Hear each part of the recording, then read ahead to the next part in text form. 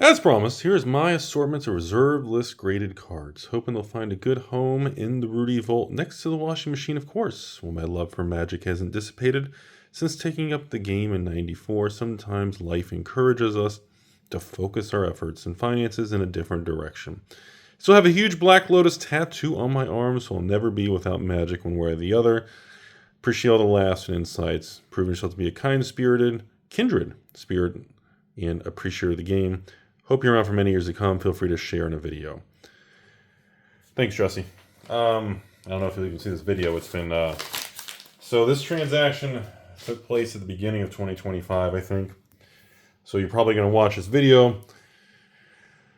I'm going to film this in June, July here and get this up in the middle of the year. So I bought this. This is one of about 45 small reserve list collections that I've acquired in 2025. I just haven't filmed any reserve list videos.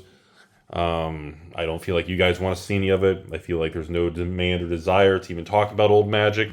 The market booms and the videos and the views on my channel are all just people wanting new Pokemon, new Magic, new Weiss, new One Piece, and new Flesh and Blood. People don't really care about older stuff right now.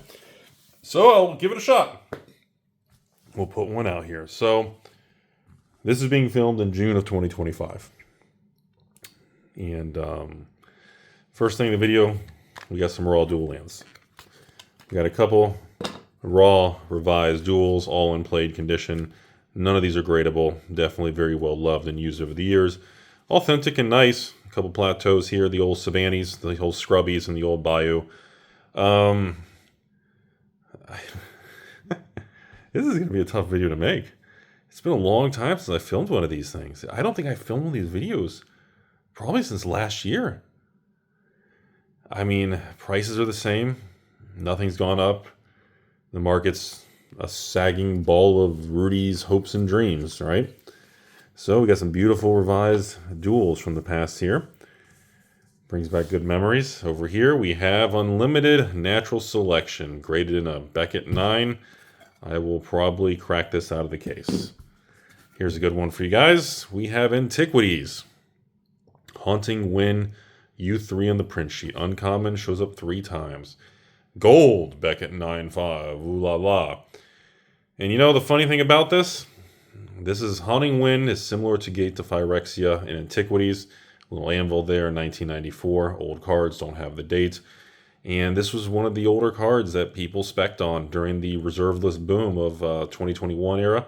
This was, a lot of people went into some of these lower tier reserve lists and even non-reserve list cards. I don't even know, is Haunting Wind a reserve list or is it just Gate to Phyrexia? I'd have to even, I don't even remember. Some of these little ones just weren't a big thing. So more importantly in the video discussion today, playable Commander, EDH staples, and very high demand vintage cards and things. So here we are, we have ourselves a Cradle. Graded 9 from the old PSA here, one of their newer slabs. I can tell by the shape and thickness and the labeling and everything. You know, terribly all centered. And a nice little nick in that corner there. That's a, oh my, that's it's like an 8 in the centering and, well, thanks for the 9, I guess. But, you know, cards like this will always hold value, but the question everybody keeps asking is, you know, when you have cards that are, you know, the Urzas, these are all Urza Saga cards right here. Actually, how many Urza Saga cards do we have in this? We have 4. We have 4 Urza Saga cards, and all these things, what are the grades? 8, 8, all 9s and an 8. You know, these are all reserve lists, very iconic cards. God, this was the old infamous Will, am I right? And honestly, many people argue all 4 of these cards are very broken vintage Magic cards. Price of Urza's Saga Legacy Destiny. Sealed product is not really appreciated or depreciated. It's been quite flat for the last 3 to 4 years. Off the high, probably about 40-50% down from the all-time high in 2021. And yeah, even in Urza's Legacy over here, you got the old Grim Monolith. Only graded a 6, so I'm going to assume because the grade is so low, I'm going to take a guess we're going to have Surface or a Binder ding on here. I don't know if you guys can even, I don't even know if I can see it. But a grade that low, when the card has that good of an eye appeal, is always going to be your Surface issue. This is just going to be a card I'm going to crack out of the case and add to the collection. Same thing, a Tempest Intuition. You know, I know a lot of you guys are going to watch this video now, And a lot of you guys are going to say, why would anybody grade a monolith and get a 6? They look at the card, or why would you grade an intuition and it's an 8? I mean, it's no premium value of anything. It's tough for everybody today to watch a video like this and understand where the market was 5 years ago. During COVID, during the 2017-18 reserve list boom, these grading anything. I mean, Wheel of Fortune was a card we used to talk about all the time on this channel. This was a card, wow, terrible centering on this thing again. I'm surprised it even got a 9. My goodness. Really? This is one of these cards. This was the card I thought Wheel of Fortune in the boom. The demand for Wheel of Fortune was greater than the demand of like some of the weaker dual lands, and I thought this was going to be the new hot card. I mean, this thing was heading to $1,000 a card in the previous boom. I mean, there was all kinds of speculation, excitement on Revised. I know it's a kind of a lost thing now, but to give everybody a little bit of a few seconds story flashback, Revised, and maybe that was a good tell. Revised was a really big deal at the end of the reserve, like the tail end of the bull market. The market, see, that's something about reserve lists that's interesting, everybody. When the market's really, really strong, the money's going to ABU, Power 9, Arabian Nights, Antiquities, Legends. 3 of the 4 horsemen, okay? What's interesting, as the bull market progresses, people start to look for other things. They look for cheaper things, missed opportunities, the dark, Ice Age reserve lists, Homelands reserve lists, Fallen Empires reserve lists, you know, some of the obscure third tier reserve lists in Mirage, Tempest, Weatherlight, Visions, you know. Not the good ones, not Lion's Eye Diamonds, and, you know, not heavy hitters, but just kind of we call them the bottom feeders, kind of the bulk. The reserve list card is the only reason you care about it is because it's labeled as reserve list, but it's an awful card. Does that make sense? And sure enough, at the very end of the boom in 2021, Revised was the biggest rage. I had people on social media messaging me, not for dual lands, not for Wheel of Fortune. I mean, people were buying out. Oh my goodness. It was the craziest commons, uncommons, rares. There was a dude who sent me a message, and if you guys can maybe comment below if you remember, some guy was like Revised. He had like 7,000 copies of a Revised common card. I don't even remember what card it was. I think another guy had like 400 copies. Was it like a Gaia's Liege or something? Or some sort of goofy rare that was like $1. And the guy put thousands of dollars into it. Like, just, he was paying more on shipping each card than the card was worth. Just crazy stuff, man. Really wonky stuff. So then we go into this. Legends. Angus Mackenzie. Commander staple. Infamous legend over here. The Mackenzie is an iconic piece. Grade of 7. Again, I'll probably, by the time you watch this video, I'm probably already going to crack it. Take out the slab. I'm not going to keep all these. What am I going to do with? I mean, some of these card graded 7s, 6, graded 8. There's no point in having these things in slabs. It's just a waste of space when you have a large collection. But Mackenzie, again, in a bull market, these are the high-end tier 2 legend cards. These aren't Power 9 or, you know, 4 Black Horsemen of like, you know, Abyss, Nether Void, you know, Chains or All Hallows Eve. But these are big, heavy hitters in legends. These are your Mirror Universes, your Eurekas, your Angus, your Gwendolyn's. This is a major deal. Okay, Arabian Nights. We got Drop of Honey over here, graded as an 8. And yeah, drops peaked at like $600, $700, even $800 a card at the absolute peak of the market. I'd say drops now are buy lists, probably around $200, $300, depending on condition. Maybe even heavy plate is down in the hundreds, single digits. In a market like this is probably retail, maybe $300 now. And so it's probably down 50% from the high of $600, $700. I mean, that's just where it is, everybody. Oh, Gwendolyn, here we go. So again, we got a Gwendolyn, grade of 6. Like, I'm sorry, whoever spent the money, I don't know if it was the guy I bought these from the previous, but whoever spent the money to grade these cards, can I see like a surface issue or anything? Can we see? I can't see it through the slab. There's definitely binder dings or, oh wait, never mind. You got a huge gash in the corner there. Never mind. Well, that alone is going to drop your grade massively. You got a huge chunk of the corner. Okay.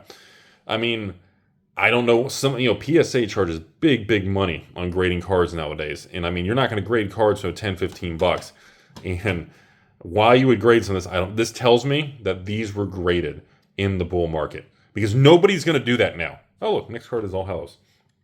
Again, same thing. Gwendolyn and Angus, these are some of my favorite gold multicolor cards from the old Legends. These are, I mean, I know people are going to make fun of me. These are historical, like, museum type cards to me. Like, this is Julie's, the Brian artwork. I mean, these things are amazing to me. All right, All Hallows, everybody. So, again, a grade of 7. Again, I'm going to crack these out. There's no point in having these things in slabs. So, we got a 7 All Hallows Eve. Can we see corner damage on this one, or is this one going to be surface? Corner, we get some little white nicks, but not enough to drop it to a 7. So, well, never mind. That front, there's a pretty nasty gash there. But overall, not too bad. I don't know if that's down to a 7 level. But, again, a lot of these will have binder dings and surface dents that you guys can't see. But anyways, All Hallows Eve. This thing at the peak, everybody, I think this was $500 to $1,000 at the, probably for a couple months in the peak of 2021. This was the cheapest of the 4 Black Horsemen cards. I think Nether Void and Abyss were the 2 top ones. I think Chains and All Hallows were the lower ones. Today, All Hallows, I would say this is a couple $100. Nowhere near $500 to $1,000. I could be way wrong, but, it is what it is. Now, Guardian Beast. We're back to Arabian Nights over here. Again, one of the top tier Arabian Nights cards. You think Arabian Nights, and I go, obviously, Bazaar. You got Library. You got the Djinn. Where's he at? Over here on my playmat. And of course, you got Guardian Beast. You've got the Afrits and all the other Djinns, of course. I mean, I don't know what to say. This is historical to me, but grade of 7 again. I'll probably crack this out of a slab. Can you see corner damage on this one? Or same thing? Is it going to be surface related? Corners look decent. I can't tell. These are, and see, folks, these are no joke. I know you guys can't see it on camera, and I'm not going to reveal the environment and location here, but these are covered in dust because they've been sitting on the floor, lined up. There's a pile of each collection lined up with a date of when I was buying all these in January, February, March of this year. And they've been sitting. I haven't even put these in the safes and vaults. They haven't been added to the collection. Things have been so busy with the booming market. Everything's just been sitting, and I haven't gotten around to any of this stuff, and it's been very frustrating on my part. All right, Gate to Phyrexia. Antiquities. This one I will keep. This is actually a 10. This is the only 10. This is one I will keep actually graded here. It's actually a PSA 10. Now, should it be a PSA 10 with that god-awful centering? And is that corner have damage? I don't know if... Oh, we got a sticker on the back. Oh, PWCC. That's the eBay auction thing. Oh my God, it's got a big date on it. Oh my, I wasn't even looking. I told you all, I called it. I called it January 2021. I told you. I knew it. I told everybody in this video, I said that based on the dates of these things, I knew it. I was like, the only reason these cards are graded is because this happened at the very tail end at the bull run. Because in this market, nobody, like, the only... Oh, man, I can't believe... Does any of the other ones have that? No, it's just this one. Okay, so just this one. January 20... Wow. Well, it is a 10, though. I don't think it deserves a 10. It's got awful centering. Covered in dust. The corner does not look clean. I don't think this is a 10, but what do I know, right? I'm just a Florida man. But I'll keep it because it's a 10, so who cares? Gates of Phyrexia is one of... Let me give you some historical stuff. So this was one of Rudy's favorite cards in the bull run that I spec'd on. I have hundreds of copies of this that I was buying for $10, $20 a card in the early days. These things spiked to 50 to 100. I don't know what PSA 10 is worth or anything, but I just want to let everybody know I loved this. I always thought there was untold synergy and unique kind of things you could do with that card. Nothing ever came out of it, and no one ever found any creative things to use the old Gate to Phyrexia, and that's really the end of the story. And now nobody even knows it exists at this point. That is reserve list, and it definitely is one of the really cool ones there. So to finish up this video down here, we got 2 cards left. We got the old Haze Man over here. Again, not as famous and recognizable as obviously our Angus and our Gwendolyn down there. Where are they at? They're there. Not as recognizable as our King and Queen there. but this is kind of a popular reserve list card there. I don't really have much comment on him. I kind of want to talk about this particular one. This was graded an 8. Was that one an 8? Okay. Anything 8 or less, I usually don't really keep sealed or graded. I don't think it's a big deal. Only 9s or above, I think, are really worth keeping. A really minty. Terrible, terrible centering. I'm assuming the grade is an 8 because of the double off-centered top to bottom and left to right. Because the condition of the card actually looks really nice. The corners look really, really good there, besides all my dust. Yeah, this one, the top, wait, I think the top has some, I can see some whitening there. I was like, actually, I can't tell there's scratches on the case there. Is that scratches also? I think there might be, okay. But Power Artifact and obviously Transmute Artifact, the two infamous blue cards from Antiquities that everybody spec'd on. I don't remember, I do know, actually, one of the two, I don't know if it's Power or Transmute, but one of those two cards actually has actually appreciated and hit new highs and actually held. That's been one of the actual outliers. I apologize, I don't remember if it's Power. You guys comment below. Is it Power Artifact? Because okay, so backstory.